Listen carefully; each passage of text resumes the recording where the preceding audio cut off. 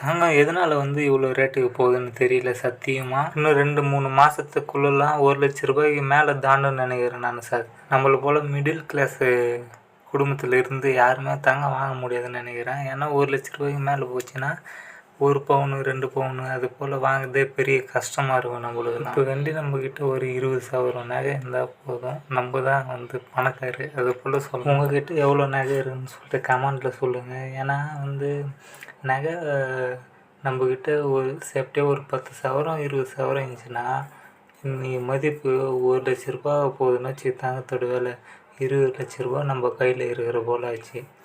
அதனால நான் சொல்கிறேன், நம்மளுக்கு இனிமேல் வாங்குறது ரொம்ப கஷ்டம்தான் நினைக்கிறேன் தங்கத்தை. ஏன்னா அவ்வளோ ரேட்டுக்கு விற்கிது. யூடியூப்பில் பார்க்குறேன், தங்கத்தை கண்டுபிடிக்கிற மிஷின் ஒன்று இருக்குது. அது வாங்கி வச்சு இவங்க ஒரு 4 மூட்டை 5 மூட்டை மணல், சாதாரண மணல் அது போல் எதுனா பண்ணுறாங்க. தண்ணி போல் அந்த மிஷினில் அதில் கொட்டி அது ஜெலிச்சு கொஞ்சம் சின்னதாக தங்க பீஸ் அது வச்சு அதுதான் 300 கிராம் 200 கிராம்னு அதை வச்சு எவ்வளோ தங்கம் இது பர்சன்டேஜ் இருக்குதோ அது ஏற்ற ரேட்டு போகுது கடையில். தங்கத்தை கண்டுபிடிக்கிற மிஷின்லாம் நிறைய இருக்குது. அது போலலாம் நம்மளுக்கு எதுவும் தெரியல.